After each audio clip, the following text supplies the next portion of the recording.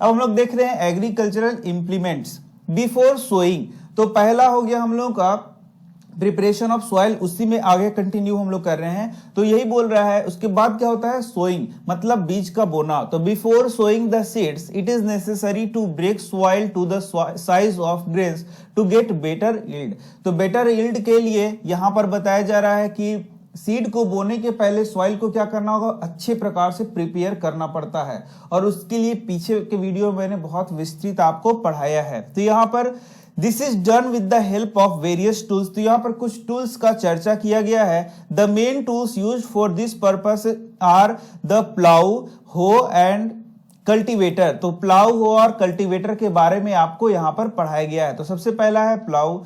This is being used since ancient time for tilling the soil. तो plough का क्या काम है, what is the function of plough to for the tilling of soil. तो हम लोग टिलिंग ऑफ सॉइल के लिए, टिलिंग मतलब जुताई, मैंने आपको बताया था, हम लोग किस चीज का यूज करते हैं, प्लाउ का यूज कर सकते हैं। Adding fertiliser to the crop, removing the weeds, scraping the of soil. तो कुछ और भी फंक्शन लिख सकते हैं आप यहाँ पर। तो what is the function of plough, what is the use of plough, कुछ भी क्वेश्चन पूछे तो सबसे पहला क्या हो गया, टिलिंग ऑफ द सॉइल, जो पीछे हम लोगों ने पढ़ा था। यहाँ पर थोड़ा सा और हम लोग ऐड कर देंगे कि adding fertilisers to the crop, removing weeds, scraping of soil. तो बहुत सारे फंक्शंस को यहाँ पर बताया गया। तो ये कुछ फंक्शंस आप यहाँ पर लिख सकते हैं। This implement is made up of, तो ये इंप्लीमेंट है किस चीज से बना हुआ है, would, and is drawn by a pair of bulls, और इसको खींचा जाता है। तो आपने देखा भी होगा इसे, यहां पर आप देख सकते हैं, ये देखिए ये प्लाउ है, और आप देख सकते हैं इसको बैल के द्वारा यहाँ पर क्या किया जा रहा है, खींचा जा रहा है। तो ये जोड़ी में है, उनके द्वारा इसको क्या किया जा रहा है, पुल किया जा रहा है। तो मैंने आपको बार बार बताया कि कुछ वर्ड्स आपको याद करना होगा। तो इंप्लीमेंट ये किस चीज से बना हुआ है, वुड से बना हुआ है। Is drawn by a pair of bulls, तो इसको ड्रॉन मतलब खींचा जा रहा है। तो ये वर्ड आपको याद करना पड़ेगा, drawn by a pair of bulls और अदर एनिमल। तो कोई और एनिमल भी यूज कर सकते हैं, जैसे हॉर्सेस हो गया, कैमल्स हो गया। It contains a strong triangular iron strip called plough share. तो अब यहां पर आपको देखना है कि यदि क्वेश्चन पूछेगा कि what is the structure of plough, plough का स्ट्रक्चर क्या है। तो प्लाउ का स्ट्रक्चर में आप देख सकते हैं, it is made of would, and would say बना होता है। दूसरा आप लिख सकते हैं, it contains a strong triangular iron strip called plough share. तो आप दो लाइन यहाँ पर लिख सकते हैं, वुड का बना होता है, इसमें ट्रायंगुलर आयरन स्ट्रिप होता है जिसको प्लाउ शेयर कहेंगे। साथ ही साथ the main part of plough is a long log of wood which is called plough shaft, इसको प्लाउ शाफ्ट कहेंगे। There is a handle at one end of the shaft, handle होगा shaft के, ये देखिए यहाँ पर आप देख सकते हैं, ये देखिए ये प्लाउ शाफ्ट है, और आप देख सकते हैं यहाँ पर इस प्रकार से हैंडल लगाया गया है। यह देख सकते हैं प्लाउ शेयर है, और यही क्या करता है, यही टिलिंग का काम करता है। तो इसी को फंसा दिया जाएगा यहाँ पर, और ये देखिए ये खेत को जोत रहा है, लूजनिंग ऑफ सॉइल कर रहा है। ये देख सकते हैं ये शाफ्ट है, यहाँ देख सकते हैं शाफ्ट है। ये बीम है, देख सकते हैं, जो कि यहाँ पर इनके कंधों पर लगा है। तो आप थोड़ा समझिए कि इसको आपको पढ़ाया जा रहा है। यदि आपका गांव होगा और आप गांव में गए होंगे, खेती बाड़ी आपने देखा होगा कि कैसे किया जाता है। आपके यदि जो दादा परदादा कोई खेती करते होंगे, तो आपको ये पढ़ने का जरूरी नहीं है, आपको ये सब पता होगा। हालांकि यहाँ पर आपको इंग्लिश वर्ड यूज करना है, तो इंग्लिश वर्ड आपको जानना होगा कि प्लाउ शाफ्ट क्या होता है, प्लाउ शेयर क्या होता है, तो ये सब आपको जानना चाहिए। There is a handle at one end of the shaft, तो यहां तक आपको आंसर लिखना होगा कि प्लाउ का स्ट्रक्चर क्या है। The other end is attached to a beam, जैसे मैंने दिखाया आपको, ये जो अदर एंड है वह बीम से अटैच्ड है, जिसको कि वो जो पशु उसको खींच रहा है उसमें वो बंधा हुआ है। There is a handle at one end of the shaft, the other end is attached to a beam which is placed on the bull's neck. तो बुल्स का जो कंधा है उस पर रखा गया है। One pair of bulls and a man can easily operate the plough. तो ये यदि आपने कभी खेती होते नहीं देखा, जुताई होते नहीं देखा, तो आपको ये बड़ा आश्चर्य लग रहा होगा, लेकिन ये बहुत नॉर्मल प्रैक्टिसेस है गांव के लिए। The indigenous wooden plough is, indigenous मतलब हो गया देसी, wooden plough is increasingly being replaced by iron ploughs nowadays. तो हम लोगों ने देखा ये प्लाउ किसका हो सकता है, वुड का हो सकता है या फिर आयरन का हो सकता है। तो इंडिजिनस वर्ड यूज किया गया है, ये हो गया देसी। तो देसी हम लोग का जो वुडन प्लाउ है वह धीरे धीरे किससे रिप्लेस किया जा रहा है, आयरन के प्लाउ से। उसके बाद देख सकते हैं होक बताया गया है, it is a simple tool, ये बहुत सिंपल टूल है, विच is used for removing weeds and for loosening the soil. तो यहाँ पर आपको फंक्शन पढ़ते जाना है, यूज पढ़ते जाना। कभी आपको पूछेगा फंक्शन तो भी यही लिख देना है, यूज पूछेगा तो भी लिख देना, what is the use of hoe, what is the function of hoe. It is a simple tool which is used for removing weeds and for loosening the soil, loosening of soil के लिए, weeds के removal के लिए। तो weed क्या होता है, जो अनवांटेड वहां पर प्लांट सूख जा रहे हैं जिसको हम लोग खरपतवार कह रहे हैं। जैसे मान लीजिए आपने धान लगाया, गेहूं लगाया, तो आप तो इसको उगाना चाह रहे हैं, लेकिन साथ में बहुत सारा घास उग गया और छोटे छोटे ऐसे पौधे उग गए वहां पर, जो कि क्या करेंगे, सारे न्यूट्रिएंट्स को एब्जॉर्ब कर लेंगे और आपका जो पौधा जो आपने क्रॉप लगाया है वो मरना शुरू हो जाएगा। तो उसी को हम लोग कहते हैं वीड्स, जो अनवांटेड प्लांट वहां उग जाते हैं उसी का नाम क्या है, वीड। तो उसको निकालने के लिए भी हो का यूज होगा। It has a long rod of would और आयरन, इसमें एक लॉन्ग रॉड होगा, आगे मैं दिखा दे रहा हूं, वुड का या आयरन का। तो इसका यदि बनावट पूछेगा, what is the structure of वो, तो यहां से आप लिखना शुरू करेंगे। A strong, broad and bent plate of iron is fixed to one of its end। तो एक strong, आप देख सकते हैं यहाँ पर बेंट प्लेट है, वो यहाँ पर एक एंड पे लगा होगा। ये देख सकते हैं इसका ग्रिप है, हैंडल है। वर्क्स लाइक अ ब्लेड, और ये ब्लेड की तरह कार्य करेगा। It is pulled by animals, और इसको एनिमल के द्वारा ही खींचा जाएगा। तो आप देख सकते हैं ये हो को दिखाया गया, इसमें बेंट प्लेट लगे हुए हैं, यहाँ हैंडल है, ग्रिप है, और ये इस प्रकार से बीम लगा हुआ है और इसको एनिमल के द्वारा खींचा जाएगा। इसके बाद रहता है कल्टीवेटर। आप देख सकते हैं यहाँ पर ट्रैक्टर है जिसमें कल्टीवेटर लगा हुआ है। तो ये कल्टीवेटर किसके द्वारा खींचा जा रहा है, ट्रैक्टर के द्वारा। Nowadays plowing is done by tractor driven cultivator. The use of cultivator saves labor and time। तो ये जो हम लोग का आधुनिक कृषि का तकनीक है, कल्टीवेशन का तकनीक है, उसके लिए ये बेस्ट है। तो इस प्रकार से आप देख सकते हैं ये टॉपिक यहाँ पर खत्म होता है। नेक्स्ट टॉपिक होता है सोइंग। तो एग्रीकल्चरल प्रैक्टिसेस हम लोग पढ़ रहे थे और उसमें हम लोगों ने ये 7 बातें देखी थी। उसी में सबसे पहला हम लोगों ने पढ़ लिया है प्रिपरेशन ऑफ सॉइल। अब हम लोग पढ़ रहे हैं सोइंग। तो आप जान रहे हैं इसका मतलब क्या होता है, बोना मतलब बुआई करना। तो सोइंग में हम लोग देख सकते हैं कि क्या क्या पॉइंट्स यहाँ पर लिखे गए हैं। तो कुछ इंपॉर्टेंट क्वेश्चंस जो कि एग्जामिनेशन में इससे पूछे जा सकते हैं, उसी को हम लोग यहाँ पर देखने वाले हैं। तो सोइंग सबसे पहले हो गया, sowing is the most important part of crop production. तो आप हम लोगों ने क्या पढ़ा, सबसे पहले हम लोगों ने पढ़ा प्लाविंग। प्लाविंग के बाद क्या हो गया, सोइंग। मतलब सबसे पहले खेत को जोता जाएगा और उसके बाद क्या किया जाएगा, बुआई का कार्य किया जाएगा। तो यदि आप सीड को बोएंगे ही नहीं तो फसल कहां से होगा, ये सबसे बड़ा प्रॉब्लम है। इसलिए बोला जा रहा है कि it is the most important part, सबसे इंपॉर्टेंट पार्ट है। हालांकि जो एग्रीकल्चरल प्रैक्टिसेस है उसमें सब पार्ट बहुत अहमियत रखता है, सिर्फ एक पार्ट ही अहमियत नहीं रखता है। लेकिन यहाँ पर इसके बारे में बोला गया है कि ये क्या है, बहुत इंपॉर्टेंट पार्ट है। Before sowing good quality seeds are selected. तो बोने के पहले गुड क्वालिटी सीड को क्या किया जाता है, सिलेक्ट किया जाता है। Good quality seeds are clean and healthy seeds of good variety. तो यहाँ पर गुड क्वालिटी ऑफ सीड जो कि बहुत अच्छे वेराइटी का होगा उसको चूज किया जाएगा।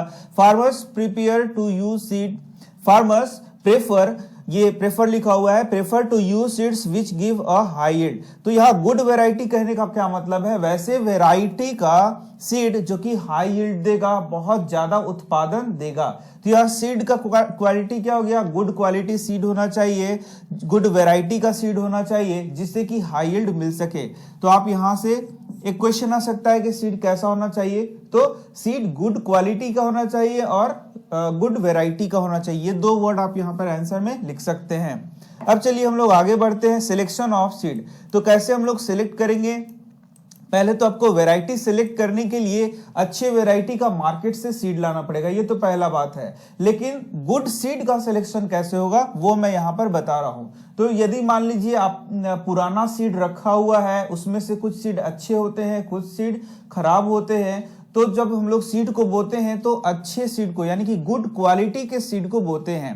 तो गुड क्वालिटी के सीड को कैसे पहचाना जा सकता है, तो यहां पर आप देख सकते हैं आगे लिखा गया है, are there seeds which float on water, ये एक्टिविटी में कराया गया था। वुड दोज बी लाइटर और heavier than those which sink, why would they be lighter. तो ये सब कुछ क्वेश्चन है। ऐसा करना क्या है कि मान लीजिए आपने कुछ पानी रखा है किसी बर्तन में और उसमें आपको सीड्स को डालना है। तो जब आप सीड को डालेंगे तो जो बेटर क्वालिटी वर्ड हम लोग यूज करेंगे, जो बेटर क्वालिटी का होगा, जो अच्छा सीड होगा वो क्या होगा, सिंक हो जाएगा। सिंक मतलब डूब जाएगा। और जो खराब क्वालिटी का होगा मतलब जिससे कि पौधा ना बने वैसे क्वालिटी का सीड हो जाएगा, वो क्या हो जाएगा, तैरना शुरू हो जाएगा, फ्लोट होना शुरू हो जाएगा। तो उसे हम लोग बोलेंगे, उस सीड को हम लोग बोलेंगे डैमेज सीड्स, जिससे कि प्लांट नहीं बन सकता है। तो वही डैमेज सीड्स हो गया, या बोलेंगे बैड क्वालिटी बोल देंगे, या फिर खराब सीड, कुछ भी वर्ड यूज करें, लेकिन यहाँ पर डैमेज सीड्स बोला गया है। तो जो डैमेज सीड होता है वो क्या होता है, हॉलो होता है, एंड आर दस लाइटर, इसलिए वो क्या होता है, लाइटर होता है। Therefore they float on water. तो जब आपने सीड को डाला तो जो अच्छे सीड है वो क्या हो गए, सिंक कर गए, लेकिन जो खराब सीड है वो तैरना क्यों शुरू कर देंगे। तो वो इसलिए तैरना शुरू कर देंगे। इस क्वेश्चन को यदि पूछा जाए कि सीड्स जो है, जो खराब सीड है वो तैरना क्यों शुरू कर जाएगा, तो उसका आंसर लिख सकते हैं कि जो डैमेज सीड है वो हॉलो होता है और लाइटर होता है, और लाइटर होने के कारण पानी के ऊपर क्या करना शुरू कर जाएगा, तैरना शुरू कर जाएगा। तो किसी भी प्रकार से क्वेश्चन पूछा जाए आप इसको आंसर कर पाएंगे।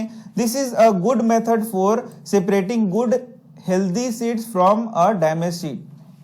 तो यहां से क्वेश्चन दिया गया कि what is the method to separate. बहुत सारे मेथड्स हो सकते हैं, लेकिन एक मेथड यहाँ पर, जैसे कि आप हाथ से बिन भी सकते हैं बहुत सारे अच्छे सीड को और खराब सीड को आंख से देख के, उसमें साफ पहचान में आ सकता है। लेकिन ये बहुत बहुत बहुत टफ वर्क हो जाएगा, क्योंकि एक एक सीड को चुनना बिनना बहुत मुश्किल है। लेकिन यहाँ पर बोला गया है कि कोई एक मेथड है क्या, सिंपल सा मेथड जो आपको पढ़ाया जा रहा है, जिससे कि हम लोग हेल्दी सीड को और डैमेज सीड को अलग कर सके। तो यस, हम लोग क्या करेंगे, सीड्स को पानी में डालेंगे।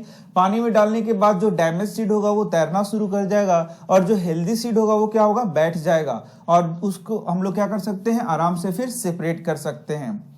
Before sowing one of the important task is to know about the tools used for sowing. तो यहाँ पर हम लोग वे टूल्स का नाम जानने वाले हैं जो कि सोइंग में यानी कि बोने में उपयोग होते हैं। तो सबसे पहला हो गया ट्रेडिशनल टूल। तो आइए देखते हैं ट्रेडिशनल टूल के बारे में क्या बताया गया है। The tool used traditionally for sowing seeds is shaped like a funnel. तो ट्रेडिशनल टूल क्या है, एक टूल होता है जो कि फनल शेप होगा, ऐसे होगा, और इसमें अलग अलग ये भाग होंगे इस प्रकार से, मतलब नीचे की ओर ये अलग अलग इसमें पाइप निकले होंगे। The seed are filled into the funnel, इसी फनल में सीड को डाल दिया जाएगा। पास्ड डाउन थ्रू 2 और 3 पाइप्स, ये 2 और 3 पाइप से नीचे की ओर जाएगा। हैविंग शार्प एंड्स, जिसका ये शार्प एंड होगा। This ends pierce into soil and place seeds there. तो ये पियर्स मतलब छिद्र कर देंगे। तो जब इसका शार्प एंड होता है, एकदम इस प्रकार से होता है शार्प एंड, तो जब ये जाएगा सीड तो उसको मिट्टी को पियर्स करता हुआ, मिट्टी को छेदता हुआ वो अंदर की ओर जाएगा। क्योंकि आप जानते हैं कि ये मिट्टी का लेयर है यहाँ पर इस प्रकार से, तो ये अंदर में बीज को बोया जाता है। तो बीज को अंदर बोया जाएगा, मतलब बीज के ऊपर कुछ मिट्टी होना चाहिए, पहला चीज। क्यों?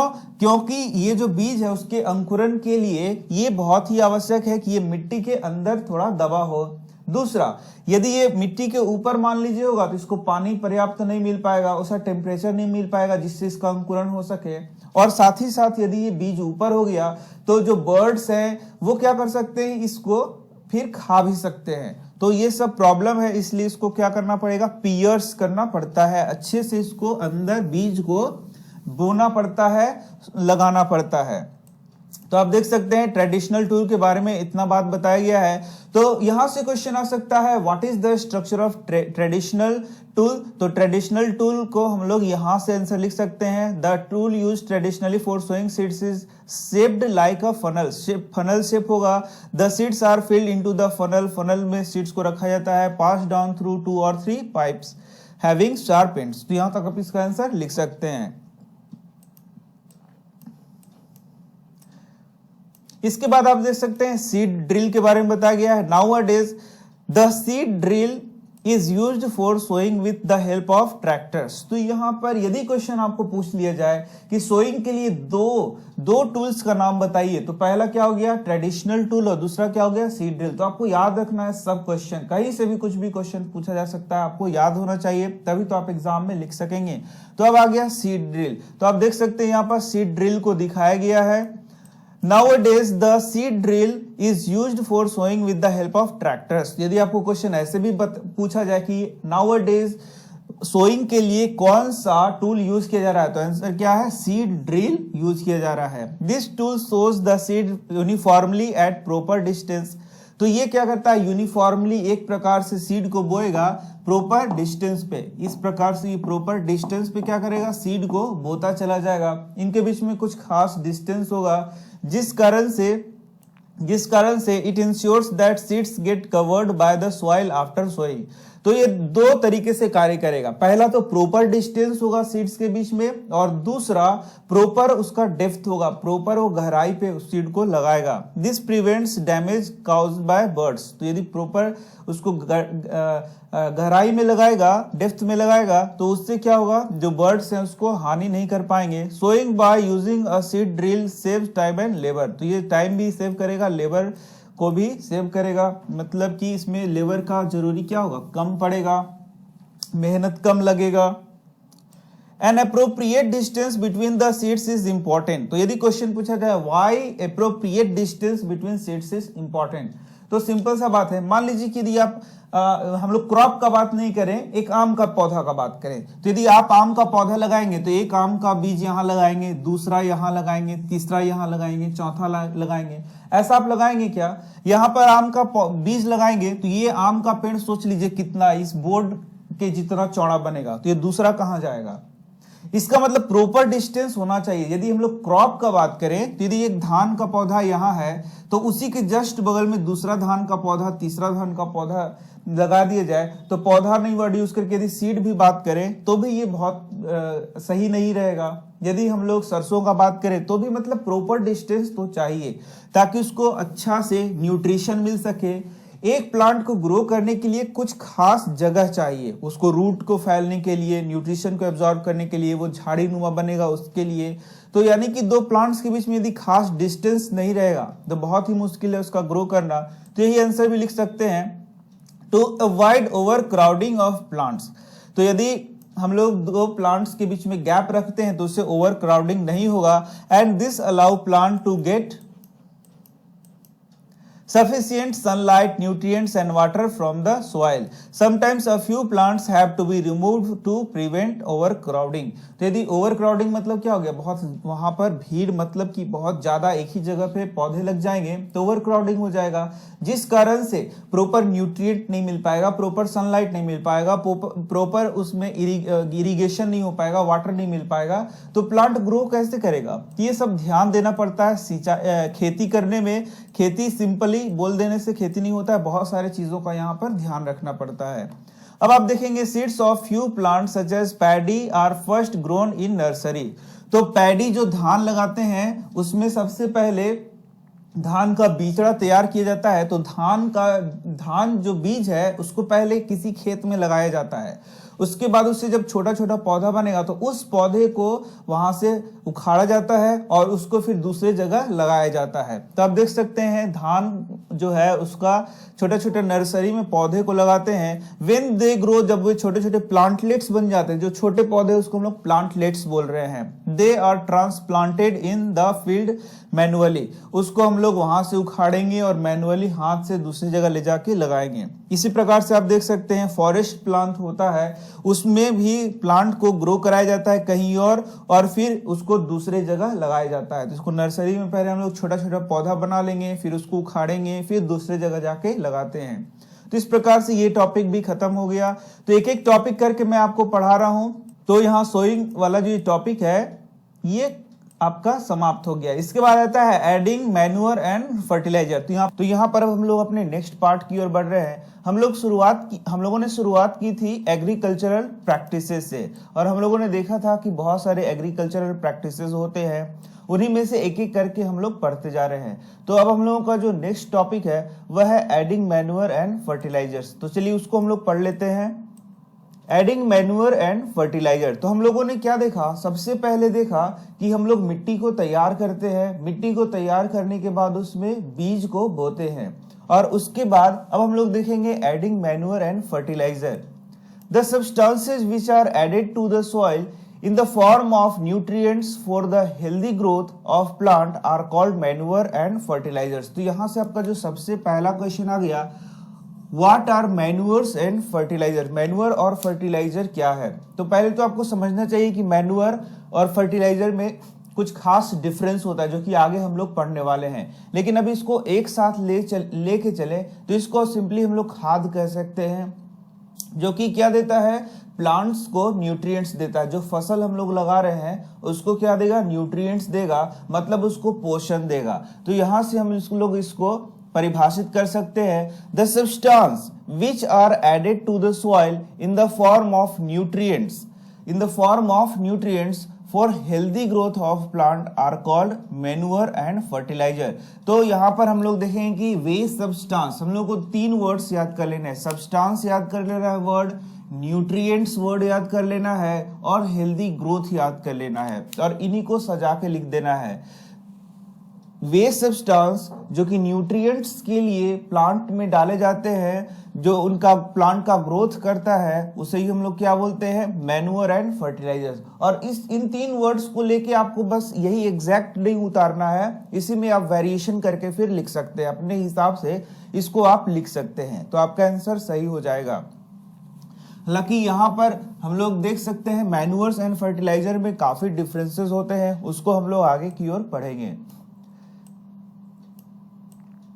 तो यदि हेल्दी क्रॉप चाहिए, हेल्दी ग्रोथ चाहिए प्लांट का, तो उसके लिए उसको खास न्यूट्रिएंट्स चाहिए, बहुत सारे उसको मिनरल्स चाहिए, बहुत सारे उसको न्यूट्रिएंट्स चाहिए, जिससे कि उसके सही पार्ट्स क्या कर सके, अच्छे से ग्रो कर सके। इसी कारण से हम लोग मैन्योर और फर्टिलाइजर का उपयोग करते हैं। Soil supplies mineral nutrients to the crop. These nutrients are essential for the growth of plants. In certain areas, farmers grow crop after crop in the same field. The field is never left uncultivated or fallow. Imagine what happens to the nutrients. तो आप देख सकते हैं कह क्या रहा है कि यहाँ पर जो सॉइल है वही मुख्य रूप से न्यूट्रिएंट्स को प्रोवाइड करता है। तो मान लीजिए ये सॉइल एक लैंड है और यहाँ पर कुछ फसल को उगाया गया, और जैसे ही फसल को उगाया गया, तो जब फसल को उगाया जाएगा तो वो न्यूट्रिएंट्स को क्या करेंगे, एब्जॉर्व करेंगे, और जैसे ही फसल को उगाया गया उसके तुरंत बाद दूसरा फसल लगा दिया गया, उसको काटने के बाद फिर तीसरा फसल लगा दिया गया, तो क्या होगा, इससे क्या होगा कि उस लैंड का, उस जो भूमि का, वो जो खेत है उसका न्यूट्रिएंट्स क्या हो जाएगा, सब वो प्लांट्स एब्जॉर्व कर लेंगे। तो जो नेक्स्ट प्लांट आ रहा है उसके लिए कुछ भी नहीं बचेगा। तो यही यहाँ पर बोल रहा है, crop is the same field, मतलब एक ही फील्ड में यदि in certain areas farmers grow crop after crop, crop after crop, एक क्रॉप के बाद दूसरे क्रॉप को लगाते हैं इन द सेम फील्ड, उसी फील्ड में, the field is never left cultivated और फैलो, अनकल्टिवेटेड और फैलो। तो यहाँ पर कल्टिवेटेड वर्ड नहीं है, अनकल्टिवेटेड है। अनकल्टिवेटेड मतलब कि उसको फिर खाली नहीं छोड़ा जा रहा है, फैलो मतलब क्या हो गया, परती उसको नहीं छोड़ा जा रहा है, मतलब कुछ टाइम के लिए उसको रेस्ट नहीं दिया जा रहा है। जैसे हम लोग अपने लैंग्वेज में बात करते हैं कि उसको लगातार यूज में लिया जा रहा है। लेकिन मान लीजिए ऐसा होता कि एक सीजन में इसमें खेती होता और दूसरे सीजन में इसको छोड़ दिया जाता, तो फिर इसके न्यूट्रिएंट्स वापस आ जाते।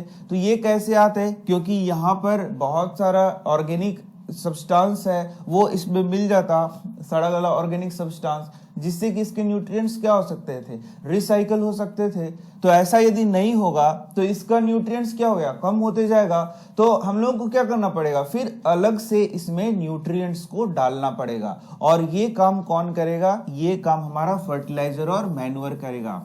जैसे कि आप भोजन करते हैं तो भोजन के साथ साथ बॉर्नवीटा लेते हैं या फिर हॉर्लिक्स लेते हैं, तो वो क्या हो गया, वो आपका समझ लीजिए एडिशनल न्यूट्रिएंट आपको प्रोवाइड किया जा रहा है, जिससे कि आपके शरीर में न्यूट्रिएंट्स की कमी ना हो। तो कभी कभी ऐसा होगा कि खेत में यदि फसल को लगाया गया है और वो खेत बहुत उपजाऊ नहीं है, फर्टाइल नहीं है, मैंने बोला था कि फर्टाइल वर्ड आपको याद करना है, तो वह खेत यदि बहुत फर्टाइल नहीं है, बहुत उपजाऊ नहीं है, तो उसमें भी मैन्युअर या फिर फर्टिलाइजर हम लोग डालते हैं, जिससे कि वो क्या हो जाए, उपजाऊ हो जाए, फर्टाइल हो जाए, उसमें ज्यादा से ज्यादा अनाज पैदा हो सके।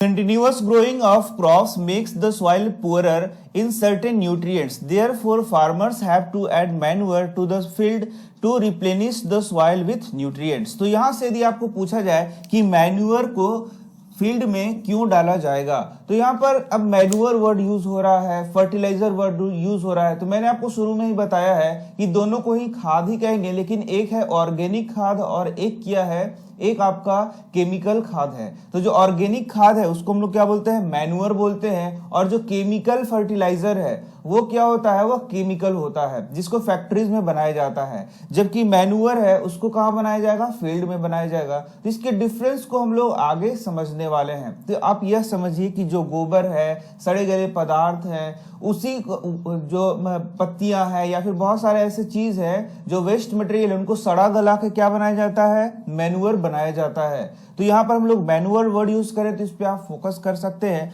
तो continuous growing of crops makes the soil poorer in certain nutrients, therefore farmers have to add manure to the fields to replenish the soil with nutrients. तो यहां से यदि क्वेश्चन आएगा कि और this process is called manuring, तो यहां से यदि क्वेश्चन आया कि मैन्युअरिंग क्यों जरूरी है, मैन्युअरिंग क्या होता है, तो मैन्युअरिंग सीधा सा मीनिंग है कि adding manure to the field. यदि मैन्युअर को हम लोग फील्ड में डाल रहे हैं तो that is called as manuring. लेकिन यहाँ पर नेक्स्ट क्वेश्चन है कि why manuring is important, manuring क्यों इंपॉर्टेंट है। तो यहां से इसका आंसर आप कर सकते हैं। Continuous growing of crops makes the soil poorer. तो जब कंटिन्यूअस किसी क्रॉप को आप किसी भी क्रॉप को एक ही फील्ड में लगाते हैं तो क्या होगा, वहां का न्यूट्रिशन क्या हो जाएगा, एब्जॉर्ब हो जाएगा इन सर्टेन न्यूट्रिएंट्स। तो उसमें कुछ न्यूट्रिएंट्स हो सकते हैं कि बहुत ज्यादा कम मात्रा में हो जाएं, मतलब उनका बहुत ज्यादा अवशोषण हो चुका हो। तो इस कारण से therefore farmer have to add manure to the fields to replenish the soil with nutrients. इसी कारण से जो फार्मर है उनको क्या करना पड़ेगा, मैन्युअरिंग करना पड़ेगा, ताकि फील्ड में न्यूट्रिएंट्स क्या हो सके, रिप्लेनिश हो सके। वो जो न्यूट्रिएंट्स जो अवशोषित हो गए हैं उनकी फिर भरपाई हो सके। तो आप लिख सकते हैं यहाँ पर 2 पॉइंट्स बना के, continuous growing of crops makes the soil poorer in certain nutrients. तो ये हो गया पहला पॉइंट, पहला लाइन हो गया। दूसरे लाइन में लिख सकते हैं therefore farmers add manure, direct आप यहां लिख सकते हैं in the field to replenish the soil with nutrients. Soil में न्यूट्रिएंट्स को रिप्लेनिश करने के लिए क्या किया जा सकता है, यहां पर न्यूट्रिएंट्स को डाला जा सकता है। तो यही प्रोसेस हो गया, मैन्युअरिंग हो गया। इम्प्रॉपर और insufficient manuring result in weak plants. तो इम्प्रॉपर और इनसफिशिएंट मतलब कि यदि सही प्रकार से मैन्युअरिंग नहीं किया जाए तो प्लांट्स क्या हो जाएंगे, वीक होंगे। और वीक होने का क्या कारण है, क्योंकि उसमें न्यूट्रिएंट्स की मात्रा बहुत कम उनको मिलेगी। Manure is an organic substance obtained from the decomposition of plant और animal waste.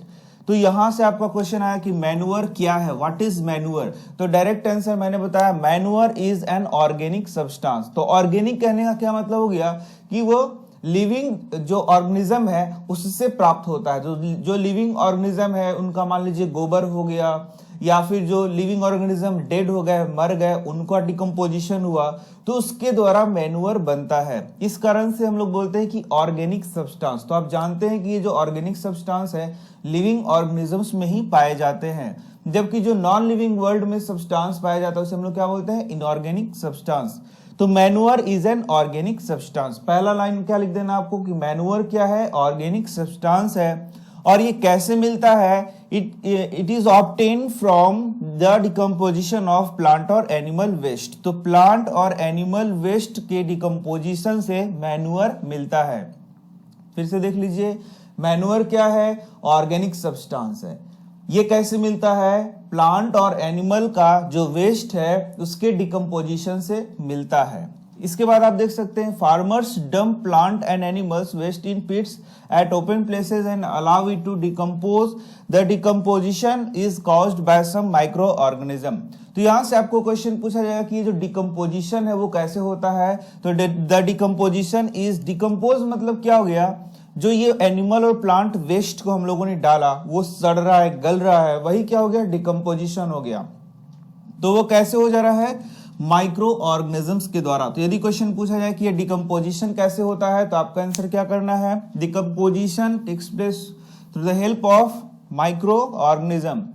The decompose matter is used as organic matter. तो यही जो वेस्ट मटेरियल है वो डिकम्पोज हुआ और वही क्या है, ऑर्गेनिक मैन्युअर है। तो ये तो आपने अब समझ लिया। You have already learned about vermi composting in class 6। तो वर्मी कंपोस्टिंग आपने क्लास 6 में पढ़ा है, जिसमें वर्म्स का यूज करके फिर मैन्युअर बनाया जाता है। अब यहाँ पर आपको फर्टिलाइजर के बारे में पढ़ना है। Fertilizers are chemical substances which are rich in a particular nutrient. How are this different from manure. तो यही तो क्वेश्चन हम लोगों को पढ़ना है कि आखिर फर्टिलाइजर मैन्युअर से डिफरेंट क्यों है। लेकिन ये आप देख सकते हैं वाटर फर्टिलाइजर, तो यहाँ पर क्वेश्चन का आंसर हम लोग कर सकते हैं फर्टिलाइजर्स आर केमिकल्स। यहाँ पर फर्टिलाइजर को क्या बोला गया है, केमिकल्स, जबकि हम लोग क्या बोल रहे थे, मैन्युअर को बोल रहे थे ऑर्गेनिक सब्सटेंस। देखिए कितना अंतर है इसमें। तो यदि डिफरेंस करना हो तो डायरेक्ट डिफरेंस हो सकता है कि मैन्युअर्स आर ऑर्गेनिक सब्सटेंसेस और फर्टिलाइजर्स आर केमिकल सब्सटेंसेस। पहला डिफरेंस तो खुद ही हो गया कि fertilizers are chemical substances which are rich in particular nutrients, जो कि एक खास न्यूट्रिएंट इनमें पाया जाता है। How are this different from manure. तो ये तो पहले ही लाइन में क्लियर हो गया, लेकिन 2-3 डिफरेंस इसको हम लोग कर सकते हैं।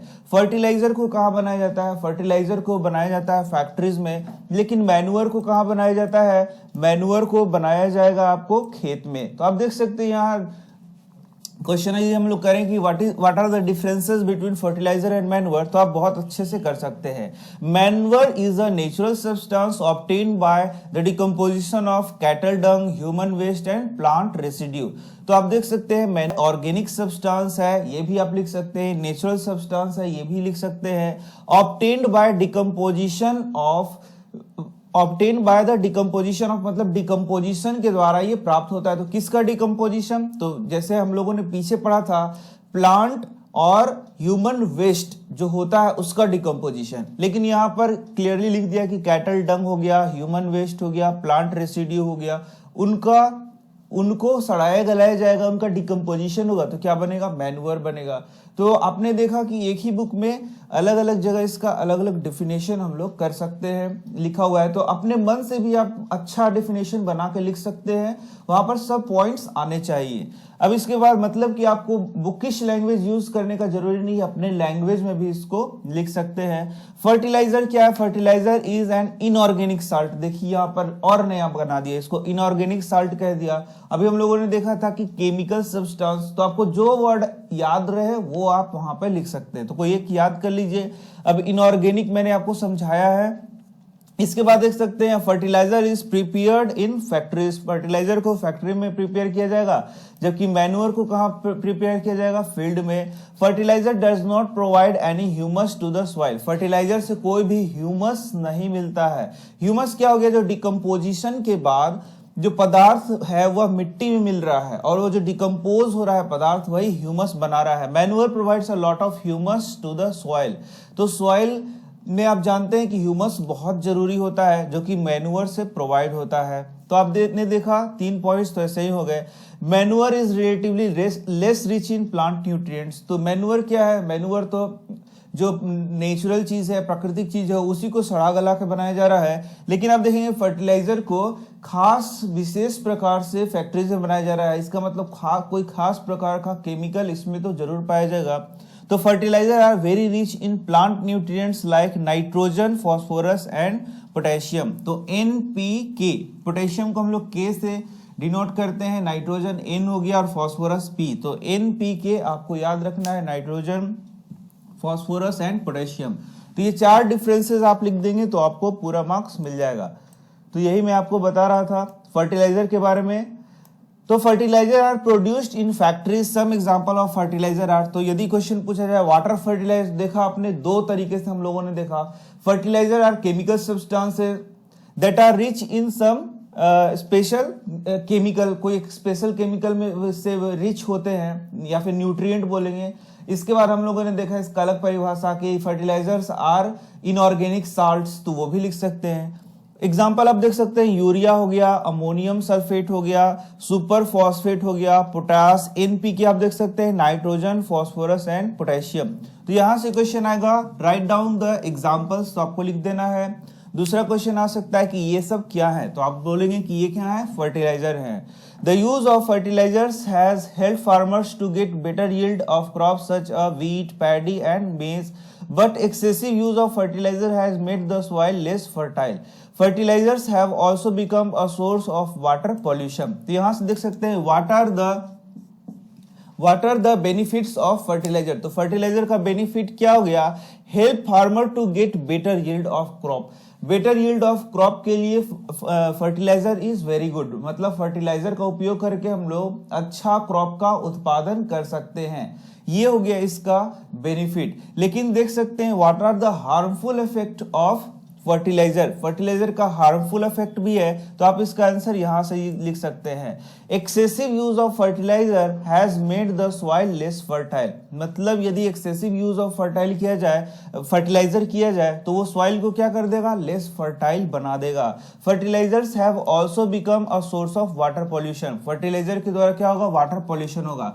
तो पहला क्या पॉइंट आप लिख सकते हैं, makes the soil less fertile, पहला क्या लिख देंगे, it makes the soil less fertile. दूसरा क्या लिख सकते हैं, it is the source of water pollution, दूसरा क्या पॉइंट लिख सकते हैं, it is the source of water pollution. तो इस प्रकार से आप आंसर बना के लिख सकते हैं। Therefore, in order to maintain the fertility of the soil, we have to substitute fertilizers by organic manure or leave the field uncultivated fallow in between two crops। तो यदि पूछा जाए कि जो खेत है उसको ज्यादा उपजाऊ बनाने के लिए क्या किया जाएगा, तो पहला एडिंग मैन्यूअर, यानी कि मैन्यूअरिंग, पहला चीज क्या हो गया, मैन्यूअर डालना, और दूसरा लैंड को फैलो छोड़ देना, मतलब परती छोड़ देना, या फिर अनकल्टिवेटेड छोड़ देना फॉर सम टाइम, या फिर बोलेंगे बिटवीन टू क्रॉप्स। तो these are the two methods through which we can improve the fertility of soil. आगे आप देख सकते हैं, the use of manure improve soil texture as well as its water retaining capacity, its replenishes the soil with the nutrients. तो नया question हो गया कि मैन्यूअर का क्या क्या फायदा है। तो सबसे आपको कुछ एग्जाम में समझ में नहीं आ रहा है कि मैन्यूअर का क्या फायदा है, तो सबसे पहला लिख सकते हैं, it provides nutrients to the plant. ये क्या करेगा, प्लांट को या क्रॉप को क्या करेगा, न्यूट्रिएंट प्रोवाइड कराएगा। इतना तो आप लिख ही सकते हैं क्योंकि आपने इतना पढ़ लिया। न्यूट्रिएंट मतलब क्या हो गया, पोषक तत्व प्रदान कर रहा है, किसको प्रदान कर रहा है, प्लांट को प्रदान कर रहा है। तो पहला तो ऐसे ही बना के लिखा जा सकता है कि manure provides nutrients to the plant. दूसरा क्या लिख सकते हैं, इट इंप्रूव सॉइल टेक्सचर, ये सॉइल टेक्सचर को इंप्रूव करेगा, और वाटर रिटेनिंग कैपेसिटी को, मतलब वहां जो मिट्टी है उसमें पानी धारण करने का क्षमता क्या हो जाएगा, बढ़ जाएगा। तो रिटेन वर्ड यूज किया गया है, रिटेन मतलब क्या होता है, धारण करना, मतलब उसमें पानी ज्यादा होल्ड करने का कैपेसिटी बढ़ जाएगा, इसको हम लोग कहते हैं water holding capacity.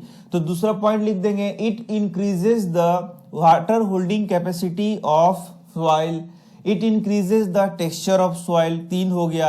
It replenishes the soil with all the nutrients. तो आपने देखा 3 यहाँ पर पॉइंट्स बना सकते हैं। पहला क्या हो गया, इट प्रोवाइड्स न्यूट्रिएंट्स। दूसरा, it increases the water holding capacity, it improves the texture of soil. तो ये 3 पॉइंट्स आप यहाँ पर लिख सकते हैं। Another method of replenishing the soil with nutrients is through crop rotation. तो ये तो आपने समझ लिया। यहाँ पर हम लोगों ने बोला, क्या बोला कि यदि हम लोगों को जो फील्ड है उसका उर्वरता को बढ़ाना है, फर्टिलिटी वर्ड आप याद रखिए, बढ़ाना है, तो क्या करेंगे, या तो उसमें मैन्यूअर डालेंगे, या तो क्या करेंगे, उसको बैरन छोड़ देंगे कुछ समय के लिए। बैरन मतलब यहाँ पर फैलो बताया गया है, मतलब फैलो छोड़ देंगे, परती छोड़ देंगे कुछ समय तक, उसमें कोई भी फसल नहीं लगाएंगे। तो लेकिन अभी और भी चीजें बताई गई है। Another method of replenishing the soil with nutrients is through crop rotation. तो कुछ अदर मेथड और भी है जिसके द्वारा हम लोग क्या कर सकते हैं, फील्ड के उर्वरता को बढ़ा सकते हैं। तो उसका नाम क्या है, क्रॉप रोटेशन। तो क्रॉप रोटेशन कैसे किया जा सकता है, this can be done by growing different crops alternatively. तो जैसे एक सीजन में हम लोग एक क्रॉप लगाएंगे तो दूसरे सीजन में मान लीजिए कि हम लोग दूसरा क्रॉप लगाएंगे। जैसे कि पहला सीजन में हम लोगों ने लगा दिया मान लीजिए कि गेहूं, और दूसरा सीजन में हम लोगों ने दलहन लगा दिया, यानी कि दाल का पौधा लगा दिया। तो ये क्रॉप रोटेशन हो गया, एक के बाद दूसरा, दूसरे के बाद फिर दूसरा। तो क्रॉप रोटेशन में खास ध्यान देना होता है कि हम लोग वैसे पौधे को चूज करें जो कि न्यूट्रिशन को क्या करे, बढ़ा सके। It can be done by growing different crops alternately. Earlier farmers in northern India used grow legumes as fodder in one season and wheat in the next season। तो आप देख सकते हैं ये जो लेग्यूम है, एक सीजन में लेग्यूम यूज कर रहा है और दूसरा एज फोडर के रूप में, एंड दूसरा सीजन में क्या कर रहा है, व्हीट का यूज कर रहा है नेक्स्ट सीजन में। तो ये क्या हो गया, क्रॉप रोटेशन हो गया। This helped in the replenishment of the soil with nitrogen. तो जो लेग्यूमिनस प्लांट है, जो दलहन पौधे हम लोग कहते हैं, उसी को क्या बोले हैं, लेग्यूम्स। लेग्यूम्स मैंने क्या हो गया, दलहन पौधे। तो जो दलहन पौधे हम लोग लगाते हैं तो उसके नोड्यूल्स जो है वो नाइट्रोजन फिक्सेशन करते हैं, मतलब उसका जो जड़ होता है उसमें नोड्यूल्स पाए जाते हैं, और ये जड़ में जो नोड्यूल्स पाए जाते हैं वो क्या करते हैं, नाइट्रोजन फिक्सेशन करते हैं। तो एक सीजन में आपने इसको लगा दिया तो ये प्लांट में क्या करेंगे, नाइट्रोजन की मात्रा को क्या कर देंगे, बढ़ा देंगे, जिसको फिर नेक्स्ट सीजन में जो प्लांट लग रहा है उसको क्या कर सकता है, अवशोषित कर सकता है। यही सब लिखा गया है। Farmers are being encourage to adopt this practice. तो आप यहाँ पर देख सकते हैं क्रॉप रोटेशन, मतलब एक सीजन में एक क्रॉप का लगाना और दूसरे सीजन में दूसरे क्रॉप का लगाना। इसमें कैसे हम लोग क्रॉपिंग पैटर्न करते हैं, तो एक सीजन में मान लीजिए व्हीट लगाया जाए तो दूसरे सीजन में दलहन के पौधे को लगाते हैं, लेग्यूम्स के पौधे को लगाते हैं। In the previous classes you have learnt about rhizobium bacteria. These are present in the nodules of the root of leguminous plant. They fix atmospheric nitrogen. तो ये वीवीआई यहां से यहां तक आपका बात लिखा गया है। सबसे पहला जो दलहन पौधे होते हैं उसको हम लोग लेग्यूमिनस प्लांट कहते हैं, पहला चीज मैंने सिखा दिया। दूसरा, इसका जड़ में नोड्यूल्स होता है, क्या हो गया, नोड्यूल्स। तीसरा, इस नोड्यूल्स में पाए जाएंगे बैक्टीरिया। चौथा पॉइंट क्या हो गया, बैक्टीरिया, जिसका नाम क्या हो जाएगा, जिसका नाम यहां पर बताया गया है राइजोबियम। पांचवा, अब ये जो राइजोबियम है वो नाइट्रोजन को फिक्स करता है। नाइट्रोजन को फिक्स करना क्या मतलब, जो इन्वायरमेंट में नाइट्रोजन है उसको इस रूप में बदल देना जिसको वो प्लांट एब्जॉर्व कर सके, तो वही है नाइट्रोजन फिक्सेशन। तो ये 5.6 पॉइंट इससे हो गया। तो यही आपको रट लेना है जो पॉइंट्स मैंने बताया। इसके बाद मैन्योर और फर्टिलाइजर में डिफरेंस मैंने आपको करा दिया। अब आप देख सकते हैं gives the difference between advantages of manure. The organic manure is considered better than fertilizers. This is because, तो अब यहाँ पर क्वेश्चन पूछा जाएगा कि manure is better than fertilizer how? तो आप देख सकते हैं it enriches the water holding capacity of the soil. मैंने आपको बताया शुरू में ही कि वाटर होल्डिंग कैपेसिटी को बढ़ाएगा। मैन्योर का फायदा तो मैंने बताया क्या क्या होगा, न्यूट्रिएंट्स को बढ़ाएगा, वाटर होल्डिंग कैपेसिटी को बढ़ाएगा, सॉइल टेक्सचर को बढ़ाएगा। 3 पॉइंट्स मैंने बताए थे, यदि आपको याद होता तो आप यहाँ भी लिख सकते थे। It makes the soil porous, exchange of gases become easy. It increases the number of friendly microbes. It improves the texture of the soil. तो यहाँ पर आप देख सकते हैं टेक्सचर ऑफ सॉइल इंप्रूव करेगा, जिसमें क्या करेगा, वो सॉइल को क्या करेगा, पोरस भी करेगा। उसी के साथ साथ क्या होगा, इसमें गैस का क्या होगा, मतलब जब ये पोरस हो जाएगा तो इसमें गैसेस आसानी से प्रवेश कर पाएंगे, और उसी से क्या होगा, increase of number of friendly microbes, जो कि बहुत ही इंपॉर्टेंट माइक्रोब्स हैं, वो भी पनपेंगे। और इसी से क्या होगा, आपका holding capacity, water holding capacity भी क्या होगा, बढ़ेगा। तो इस प्रकार से आप देख सकते हैं कुल मिला के सॉइल का टेक्सचर क्या हो जाएगा, बहुत अच्छा हो जाएगा। और ये क्या करेगा, न्यूट्रिएंट्स भी प्रोवाइड करेगा। ये पॉइंट्स भी आप लिख सकते हैं। तो ये सारा पॉइंट हो गया advantage of manure. The organic manure is considered better than fertilizer. This is because, तो यदि ये क्वेश्चन पूछा जाए व्हाई, तो इसका आंसर आप यहां से कर सकते हैं।